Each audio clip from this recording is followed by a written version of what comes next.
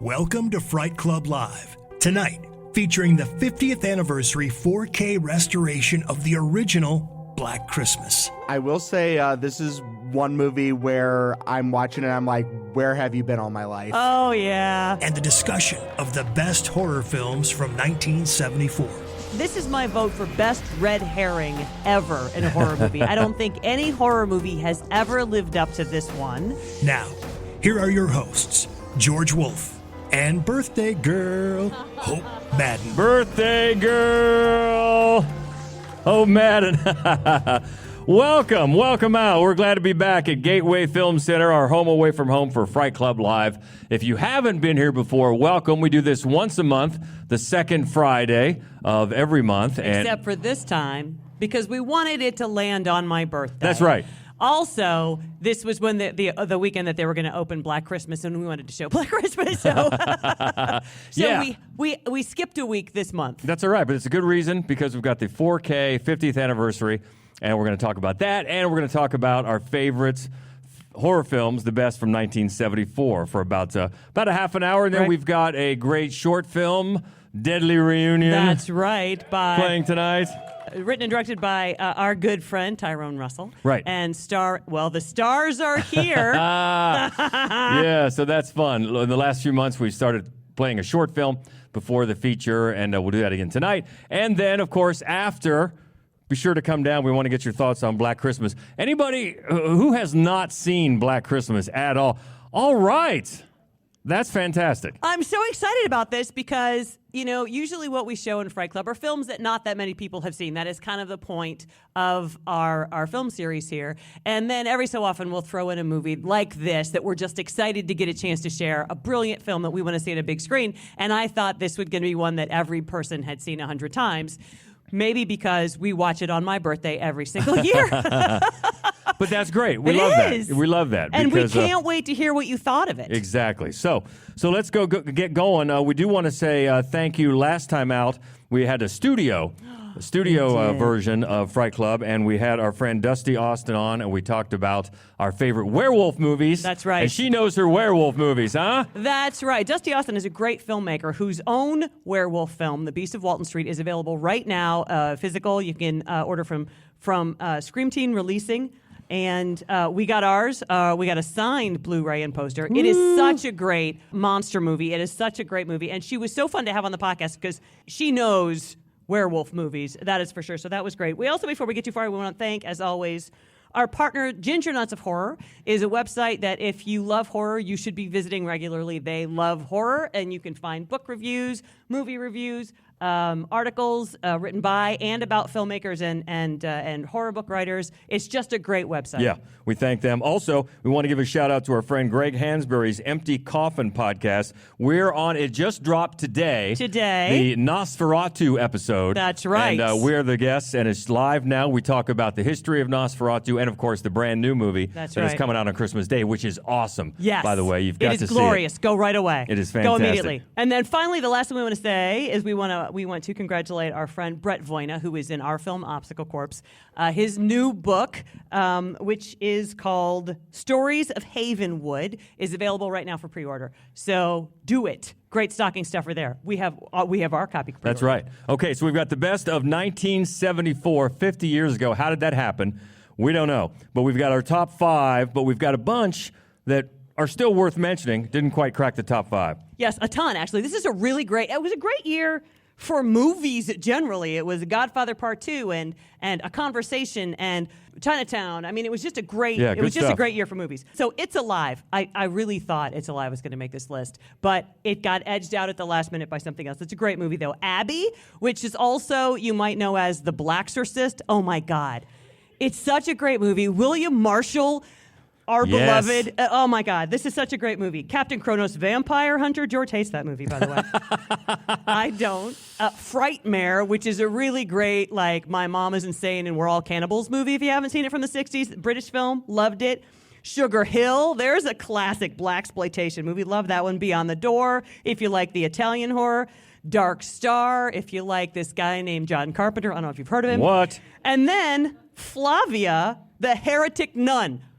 We had not only had we not seen that movie, We had never heard of that movie. Never heard of it. So one of the many reasons that every single podcast we like to thank our friend Seth for either correcting the previous podcast and let us know what we forgot to include, or in this case, just giving us some seasonal viewing, because we're going to watch it over the Christmas season. So I hope it's good for families. I think as soon as we announced this topic, he tweeted, "Oh, I hope that Flavia the Heretic Nun," and we're like, he made that up. He just make that up? No, he didn't. We're watching it. Darn right we are. All right. So it's not porn, is it? Is it porn? All right, so those are knocking outside the door, but we've got our favorite horror from 1974. And you're right, this is just a good year all around. It is. So let's get into it, because as always on the Fright Club Lives, we're up against the clock here. So let's start off at number 5. A disfigured composer sells his soul for the woman he loves so that she will perform his music. However, an evil record tycoon betrays him and steals his music to open his rock palace, the Paradise. It is Phantom of the Paradise. In 1919, the first great horror classic, Caligari, then Frankenstein, Dracula, King Kong, and now, the most highly acclaimed horror fantasy of our time, Phantom of the Paradise. They destroyed his face, his voice, and the woman he loved, and he wanted it back. He terrified a city, and no natural force could stop him.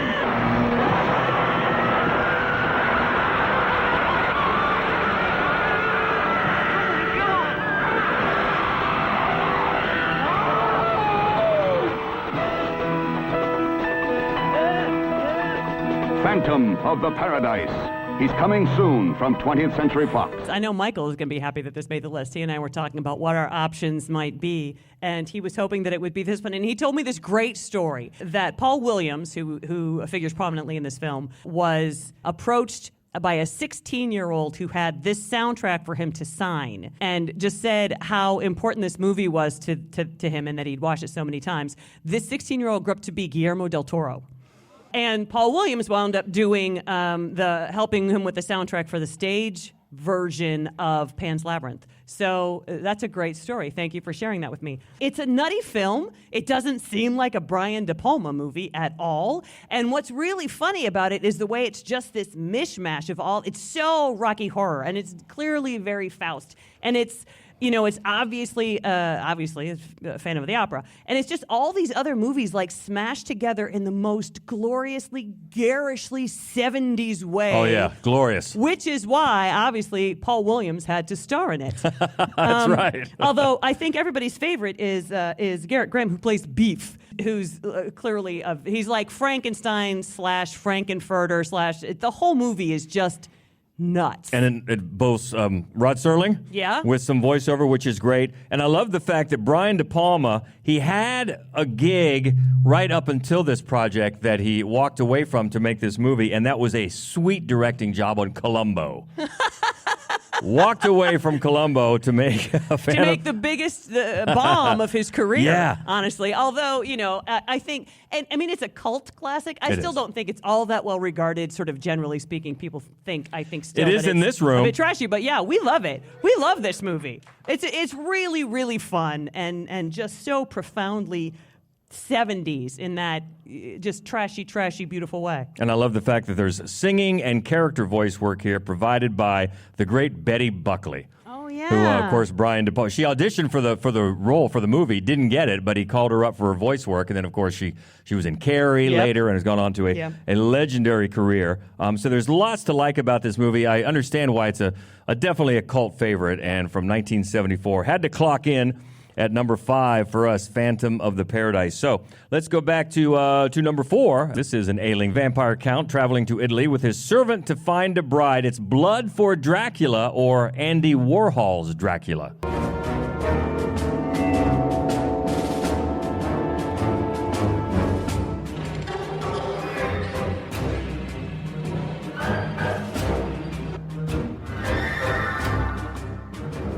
May I introduce Count Dracula?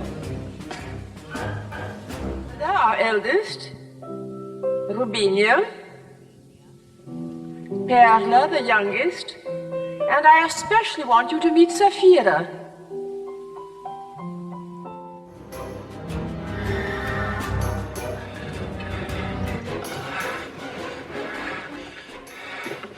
It must be tonight. The girls are beautiful. They look so pure. But how can we get at them? So this movie came out the year after Andy Warhol's Frankenstein yeah. or Flesh for Frankenstein, and both of those were filmed in 3D. If you ever get the chance to see either of those movies in 3D, because I know that they actually showed them here at Gateway Film Center in 3D, it's insane, and you must do it. And there may be no 70s horror films as gloriously trashy as those two movies. And they were directed by Paul Morrissey, both of them. And, of course, he has a long history of gloriously trashy movies with Andy Warhol. And Udo Kier, how I love him. Yeah. As Dracula, because he's just so like gaunt and his eyes are so red rimmed and he's so, oh God, he's so great in this movie. He's so much fun as Dracula. And it's such a fun version of Dracula because it's set, you know, in like pre-fascist Italy. And so it's all about socialism. And of course, Dracula is the aristocrat. I mean, it's such a funny context for this. But then the other thing to keep in mind, of course, is that he's looking for virgins. And so that's why he's traveling, because there are apparently no virgins left in Transylvania. But Joe... Whores, all of them. But Joe D'Alessandro, who had starred, of course, in all of his other films, is like the groundskeeper there. So if you have, I mean, the second you see him, if you are familiar with any of this director's other work, you're like, there's no virgins left here either. And that's correct. And so Dracula was in a whole bunch of trouble. And I also just want to call out because, you know, it's always Dracula's little helper. Like, no matter what the version is, it's your Renfield character that, for me, is always the most fun. Yeah. And in this one, his name's Anton, and he's played by Arno Junging, and he's so much fun in this movie. It's just a gloriously trashy, incredible movie. Yeah, Udo Kier is great as always. Also, this plays with vampire lore because Dracula's seen walking around in the daylight. He is. So that, you know, that takes the whole sunlight kills vampires thing and doesn't worry about that. They had other concerns, and this did not have the controversy that Flesh for Frankenstein did 1 year earlier, and it was never. I don't think it was ever classified as a video nasty. Which is kind of funny because there is a rape scene in it, so Yeah. I'm a little surprised by that. Yeah, exactly. But it is our number 4, Andy Warhol's Dracula Blood for Dracula from 1974, of course, the year we're spotlighting. So moving up to number 3, and this is one that went back and forth. We're like, should we put this on here? Should we not? But we did. An American grandson of the infamous scientist struggling to prove that his grandfather was not as insane as people believe is invited to Transylvania, where he discovers the process that reanimates a dead body, Young Frankenstein. Young Frankenstein, the scariest comedy of all time, is back! What a filthy job. Could be worse. How? Could be raining.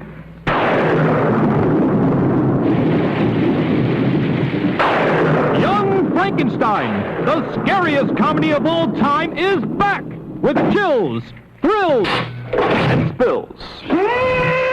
Starring Gene Wilder, Marty Feldman, Peter Boyle, and Madeline Kahn. No tongues. Mel Brooks' Young Frankenstein is back! This is one, I'll be honest, Mel Brooks is hit or miss for me. I think this is the funniest of Mel Brooks' films. Oh, this is hit all day. And one of the reasons I think is because it's really just homage. It's just love, you know, and in his other comedies, there's just a smidge of hate, right? But this one, he's not really poking fun in a wag his finger sort of way at anything. He clearly loves the classic Universal horror. He used a lot of the same sets that James Whale used for his Frankenstein. It's filmed in black and white, which was very uncommon in 1974 because color films wasn't like such an old hat thing. Like people didn't want to go see black and white movies. So it was a big deal that he did that. So I think it's a really loving ode, and it's so funny. And part of that is not just because Mel Brooks writes funny movies, but because his cast is insane. Yes. Terry Garr, Cloris Leachman. Madeline Kahn. God, she's so funny. Madeline Kahn, Peter Boyle, Marty Feldman, of course, Gene Wilder.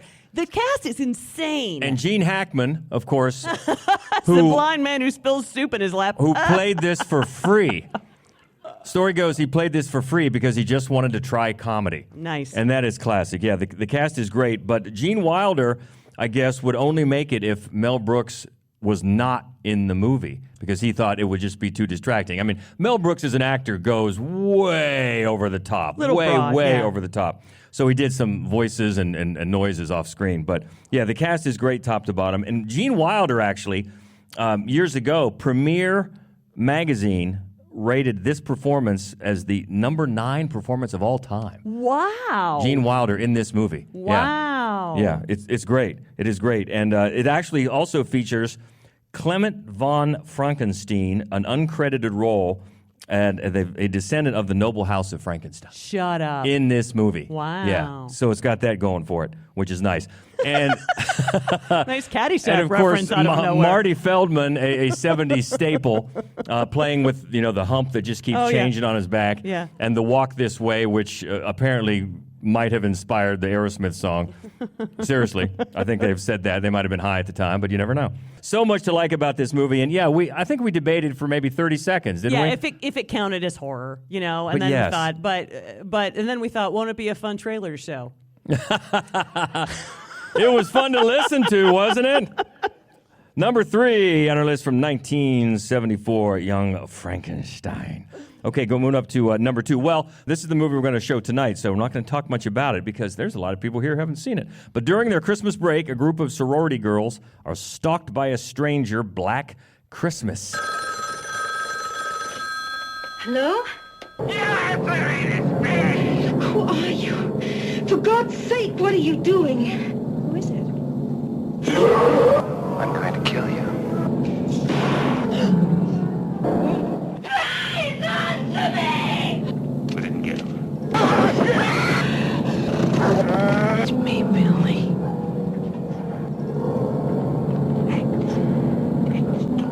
Okay, yeah, we don't want to spoil anything. We just do want to say that this was directed by Bob Clark, who also directed A Christmas Story. You shoot your eye out, kid. It's the same guy. It's crazy. And what else should we say before we say it? So, we don't want to say very much about it, but I do want to say that Olivia Hussey has the most beautiful hair in all of the 1970s. Farrah Schmera. It's Olivia Hussey all day.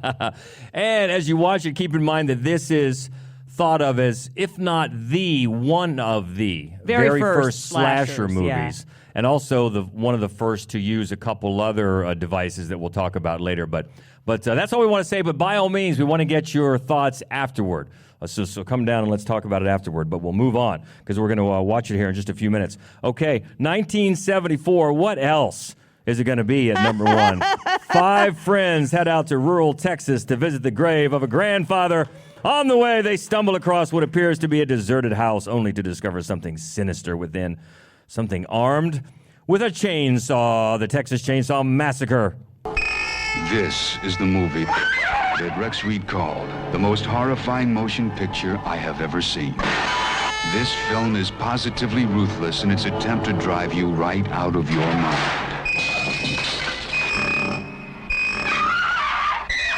Sally, I hear something. Stop! Stop! The Texas Chainsaw Massacre. From New Line Cinema. Rated R. We knew that we were going to show this movie, and there are a lot of different ways that we could go. Telephones, Christmas, and I thought to myself, hey, you know what else came out in 1974? And there you go. A theme was born because if you've ever listened to this podcast before, you know I'm somewhat fond of a Texas Chainsaw Massacre. Somewhat fond. And I love, it's just the thing is that like 1970s independent American horror was so savage. It was so relentless and raw and terrifying. And the Texas Chainsaw Massacre, of all of those great films, the very top. It was so terrifying. And it's funny because there's a lot has been made that there's really, you see almost no blood. you know, and you wouldn't think that it's like one of those like very imaginative, but it really, really is. And one of the things that Toby Hooper did was it's all in broad daylight, which was very uncommon, certainly at the time. There's no score to speak of, so there's not like any musical cues to let you know something as scary is going to happen. So you never know. So it could be any second. And then, of course, Franklin. If you've seen the film, there's a brother named Franklin, and he is in a wheelchair, and he is not in for a good time. Now, prior to the Texas Chainsaw Massacre, that kind of thing just didn't happen. You know, you always knew, okay, that guy is safe. Nobody's safe. And that's one of the things that I've always thought was so amazing about this movie is that it's scary because you don't feel safe watching it. Right.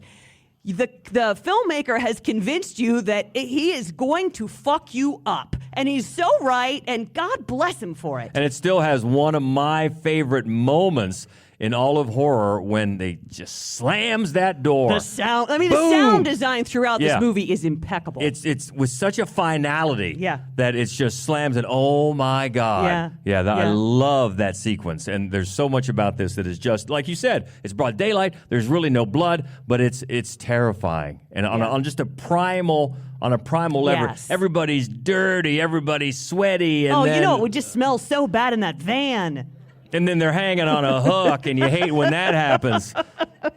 And so some of the perversity, I guess, you can understand why by audiences at the time were just like, good God. Yeah, exactly. You know, what's going on here? Yeah, it's a classic for so many reasons. Yes, it is. And it had to be number one from 1974 on our list. All right, so we're up against the clock. We got a movie to show. So enjoy it. Be sure to come down after and talk about it. Yes.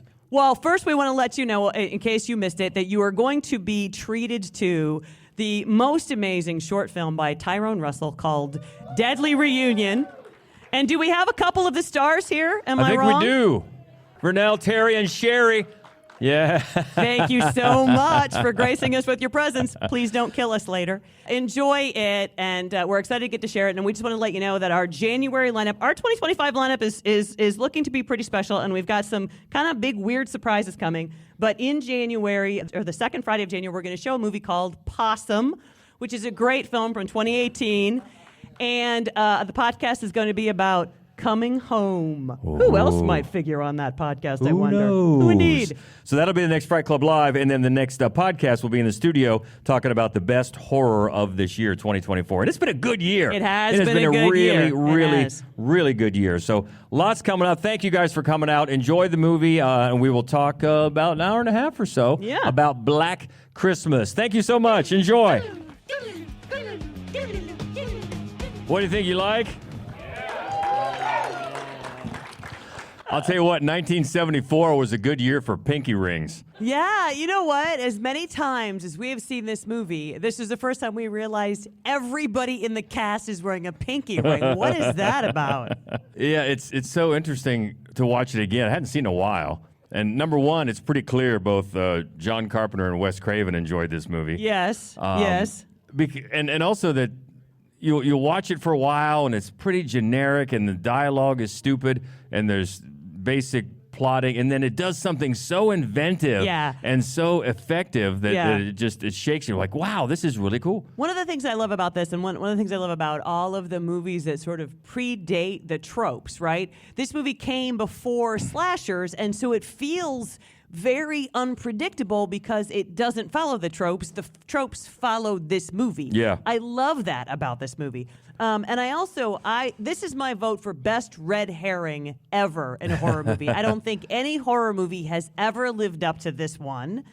It's just genius what they do with it. And also, John Saxon, is he in every good horror movie that was made in the 70s and 80s? I think he might have been. Yeah, good old John Saxon. Yeah. Yeah, and of course, it's really early with the trope of the killer calling from inside the house. Although, interestingly, it was preceded a year earlier. They did that in 1973 with a movie called The Severed Arm. And also, have you seen that? And also, there's a radio DJ in that, and there's cannibalism as well. And also a TV movie, also in 74, called Mousy. With Kirk Douglas. Yeah, they used it as well, but it's right in there. And then, of course, When a Stranger Calls, that might be the call is coming from inside the house. Yeah, but this one is terms of who did it first. Yeah. And then, of course, you get that point of view the camera shots that Halloween took and really popularized. Yeah. But and there's a few other shots that are clearly taken Halloween. Did some homaging of those as well. Well, I mean, so many movies have stolen so much from this movie, but it's so profoundly 70s. Things like, hey, Phil, there's not a single door or window that's locked in our house. And, now you're like, what? But no, I'm telling you, I'm not making this up. My parents, we lived in Tiffin, Ohio. My parents did not have keys to the house. When we went on vacation, our home was unlocked for 10 days at a time. I'm not making that up. I mean, people they in the 70s, and that's why there were so many serial killers in the 70s. Yeah, that really wasn't that uncommon. I mean, our house didn't do it, but I knew plenty of friends that did. Because you broke into those houses. That's how you knew. I did. I will say this is one movie where I'm watching it and I'm like, where have you been all my life? Oh, yeah. It was my first time seeing it, and I don't know why I glossed over it. It was a really great whodunit. It was a really great horror film. It had really great suspense, and it had some of the best people who were really prominent in the 70s. Oh, yeah. Barb. How about that Barb? Yeah. Margot Kidder she's just such a gem in this movie. You're a gold-plated whore, Mom. Like, she had the best lines that just went, just asides. Oh, my God. So great. How about some? I know there were a lot of other people that hadn't seen it before. You all were approving? Because I heard a lot of people were yelling at the screen, and I like that. This was so much fun to watch like with that. the That's crowd. a lot of fun, yeah. 8 years of conservatory, and that's what he did as a recital. I know. That was terrible. I know, and he bashed up. That was a Steinway. Yeah. Like, they're just going to let that go. Yeah, no way he's getting to pay that Keir off. Dullea, right after 2001. Yeah. Also, what I think is funny about that is he's so unlikable. I mean, you just hate him right off the bat. I know I do. But the truth is, really, she couldn't have waited a day to tell him. Like, honestly, she couldn't have just waited until the day after the recital. Like, I hate to side with him. I do. But I think he might have a point there. Well, Hope, you stole one of my thoughts was, as much as I'm Team Jess, she could have waited a day. She could have. But the other thing I just noticed in this movie, how useless all the men were in this movie. Yes, they were. Like, everything that was done, was the women. Yeah, that's really true. Yeah, that's what I noticed. This is the first time I noticed a scene in this movie. Also, when they were early on, when they were doing the search party for the missing girl, and they're out there around the fire, did anybody notice that dude's mustache? Yes. The one guy? What was going on Holy crap, there? guy. It looked like a squirrel or something alive was going on in there. Factoid. You mentioned John Saxon. He was a last-minute replacement. Originally, Edmund O'Brien was supposed to play the role of the lieutenant, and he unfortunately was at that time sick and could not walk very well. Oh, wow. So they had to replace him. And also, follow-up, Flavia, as I said, is a real movie. There you go. Oh, he's brought look it. at this. We get to watch The Heretic Nun later. Thank you. And Edmund O'Brien was sick and couldn't walk very well because John Saxon had him caned in the knee. That's what I heard. This is awesome. Thank you. So the cat's fine, right? That's a good question. And what exactly was on that dry cleaner bag that the cat wanted to lick off? I don't know, but I think you're right. I think Claude made it out okay. Yeah, I mean, as soon as the first scene when that cat showed up and there was like this really fluffy cat, I'm like, oh, I really hope nothing happens to that cat. It was Well, big. that cat was good size. I think cat. it could really defend itself pretty well, so we're hoping it's all right. That, and I was just also really distracted by, like, why is there a random, like, hobby horse in the attic of a sorority house? That's true, because it's not like it's a family's home and they put away their stuff. Like, what sorority girl? I mean, I don't know what sorority girls do. I was half expecting, I mean, because it's such an early example of the genre, they don't do things at, like, later entries, where I was half expecting there to be some kind of, like, backstory, like it used to be someone's house and like something tragic happened to them, and that's, like, who the killer is. Like, he's got, like, kind of like a Michael Myers thing. Right. Yeah, I can That's see that. the sorority house massacre. Yeah, you were drawn in. Right You were contemplating your own backstory. I love that. I like it. Thank you. Yeah, so I'm a big fan of Black Christmas, across the board. But there are two things that I really love about it. One is the comedy in the movie. It's got some genuinely really funny characters and just funny moments that, I think in the hands of a lesser filmmaker could really stop the movie dead. But it's so character-based that it just keeps everything going and makes you like the people more and more as the film goes on. And two, a completely other thing is I love how ambiguous the ending of the film is, that you never find out who Billy is. You know nothing. I love that. And I love the scariness of that and how it refuses to give you any answers about it, and you just have so many more questions as the credits start to roll. I do love that too. I love it so much that you don't have any idea who he is, what he's doing there, why he's doing this. And I also, George, sometimes we've talked about the movie The Ring, the Gore Verbinski one in particular, and George always points out that the movie wouldn't work except that the videotape itself is so frightening. Freaky, yeah. And that's the thing about the phone calls. They're just really unnerving. They're so inventive. Like, what in the hell is he talking about? It's and I think that's one of the reasons that the movie continues to be really frightening, because it's just creepy. Plus, it's always effective when the audience knows something that the characters don't. Yeah. And from the very beginning, there's that body in the way upstairs, and we know that. And then there's two bodies, and we know that, but the rest of them don't. I want to second the thing about comedy in the film. I thought that was very refreshing and a departure from a lot of typical slasher films. But then, is the cat okay? I mean, a lot of those noises coming over the phone are the kind of sounds my cats make, right before they do a hairball. So I'm thinking, might have been the cat, after all. Good point. Good point.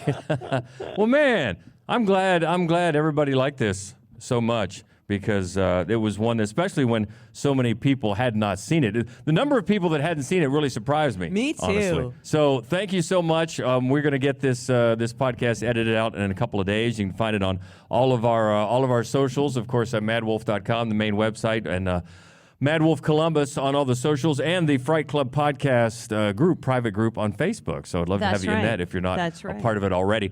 Fright Club is actually also on Blue Sky if you're there. Oh, yeah. And you can find the podcast now on YouTube. Yes, on YouTube. And as thanks go, I just want to say thank you to several people who brought me birthday presents today. Thank you very much to Richard, who had this really lovely, very thoughtful sort of book about Fright Club over the year. That was very kind. A lot of people got me Diet Pepsi. God bless you. Because we're out. We're out. We're seriously out at home, and it was going to be a long night, let me tell you. It was going to be problematic. So thank you all very much. And Richard, also, I'm wearing my Goth Girls Santa hat, and Richard got that for me for my birthday a couple years ago. So. Yeah, so thank you for making it a great night. We appreciate that. And until next time, she is birthday girl Hope Madden. He's George Wolf. And this is the Fright Club Podcast. Stay frightful, my friends. You guys are awesome. Thank you so much. Appreciate it. Happy holidays. Merry Christmas.